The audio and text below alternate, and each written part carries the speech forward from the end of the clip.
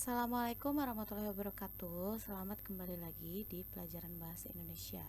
Nah, sekarang kita masih belajar mengenai teks laporan hasil observasi.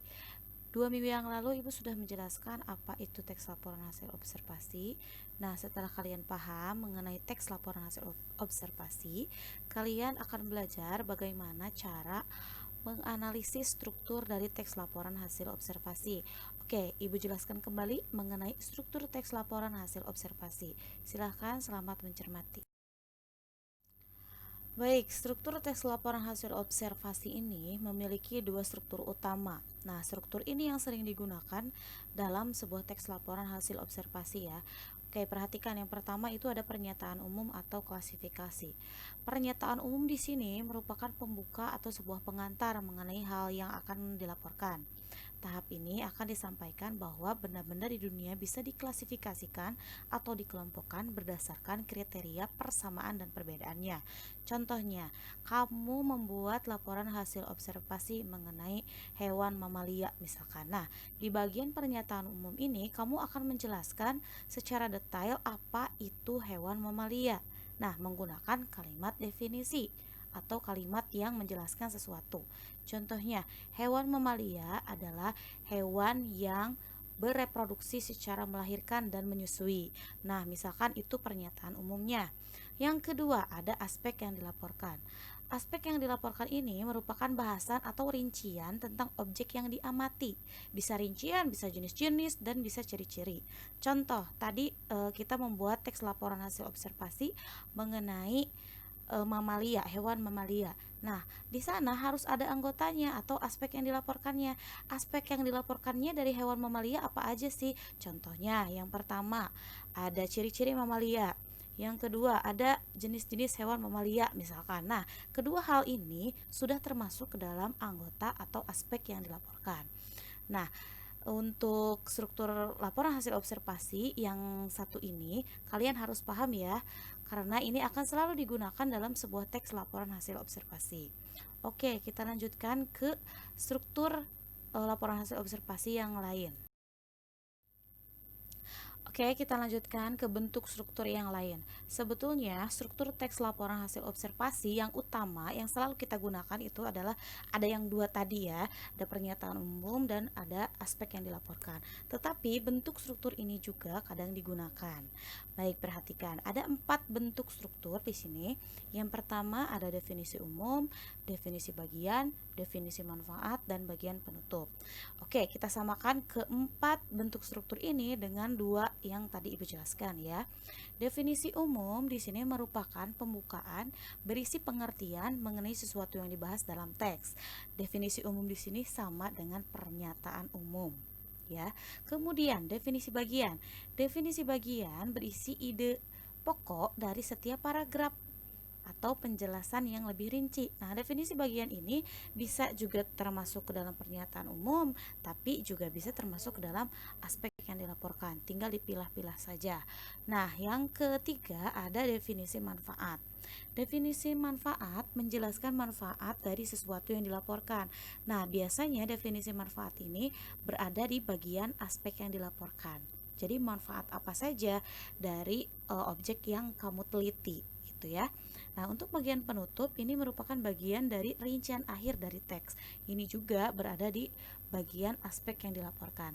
Nah, jadi sebetulnya bentuk struktur yang tadi dan yang ini masih sama, hanya saja pembagian namanya itu sedikit berbeda gitu ya. Tetap saja di teks laporan hasil observasi kita menggunakan dua struktur yang tadi ya, struktur dari pernyataan umum dan aspek yang dilaporkan.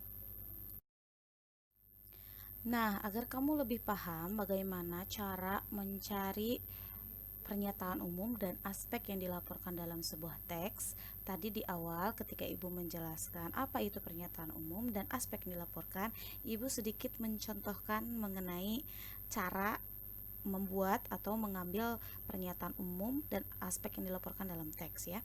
Nah, di sini Ibu juga akan mencontohkan sedikit lagi agar kalian lebih paham bagaimana cara mencari pernyataan umum dan aspek yang dilaporkan dalam teks. Oke, Ibu ambil contoh dari teks yang berjudul Tumbuhan Langka di Indonesia.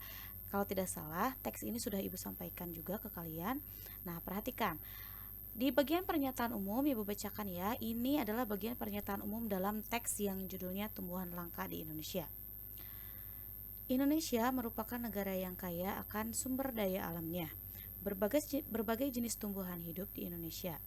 Hal ini dikarenakan Indonesia dikenal sebagai negara yang subur karena berada pada iklim tropis. Walaupun demikian, masih terdapat beberapa spesies tumbuhan yang terancam punah. Nah, kira-kira kalian sudah paham apa itu pernyataan umum? Pernyataan umum biasanya dimulai dengan kalimat definisi. Kalimat definisi di sini ada beberapa petunjuknya ya. Contoh, menggunakan kata adalah, ialah, merupakan, atau yaitu. Nah, kira-kira di dalam teks ini apakah ada salah satu dari kata yang Ibu sebutkan tadi? Ya, di sana ada kata merupakan. Nah, ada kata merupakan di sini berarti ini merupakan kalimat definisi. Kalimat definisi bisa disebut sebagai pernyataan umum. Gitu. Oke, kita lanjutkan ke bagian aspek yang dilaporkan. Dari teks yang berjudul Tumbuhan yang Langka di Indonesia, aspek yang dilaporkannya adalah adapun bagian yang merupakan uraian lebih khusus ditunjukkan oleh subbahasan mengenai bunga bangkai, tumbuhan damar, sampai dengan anggrek tebu. Nah, di sini berisi jenis-jenis tumbuhan yang langka di Indonesia. Jenisnya ada berbagai jenis, dari mulai bunga bangkai sampai ke bunga anggrek tebu. Nah, kira-kira cirinya apa sih untuk aspek yang dilaporkan di sini? Aspek yang dilaporkan di sini biasanya berisi jenis-jenis, ciri-ciri mungkin, terus persamaan dan perbedaan. Nah, kira-kira dalam teks ini menggunakan yang mana?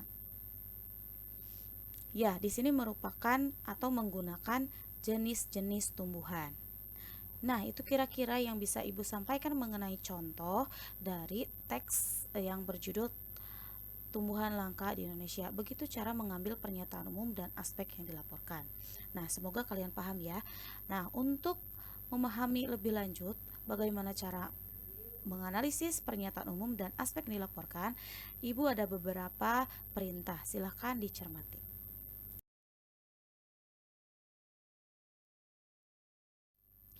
Silahkan kalian perhatikan beberapa perintah berikut ini. Yang pertama, bacalah teks yang berjudul Wayang di Google Classroom Bahasa Indonesia. Nanti akan Ibu share di sana. Tentukan struktur teks laporan hasil observasi yang berjudul Wayang. Yang ketiga, tentukan pernyataan umumnya. Yang keempat, tentukan anggota atau aspek yang dilaporkannya. Yang kelima, agar mampu mengerjakannya, lihat kembali contoh yang ada di materi minggu lalu atau contoh yang Ibu jelaskan tadi ya. Yang keenam, ringkas teksnya untuk jawabannya agar isinya tidak terlalu panjang. Nah, ini kira-kira perintah yang bisa Ibu sampaikan ke kalian. Silahkan dicermati kembali. Nah, untuk lebih lanjutnya kalian bisa konsultasikan beberapa pertanyaan mengenai tugas ini lewat WhatsApp grup yang sudah Ibu buat. Oke, kita lanjutkan dengan kode-kode Google Classroom untuk kalian yang belum bergabung.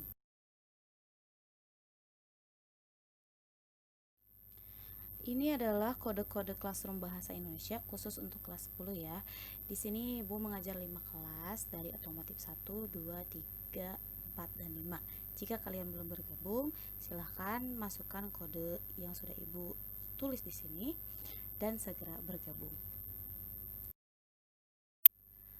Oke, itu saja mungkin yang bisa Ibu sampaikan untuk materi kali ini. Terima kasih sudah memperhatikan, terima kasih sudah menonton videonya. Semoga kita bisa bertemu lagi di materi selanjutnya. Selamat mengerjakan. Assalamualaikum warahmatullahi wabarakatuh.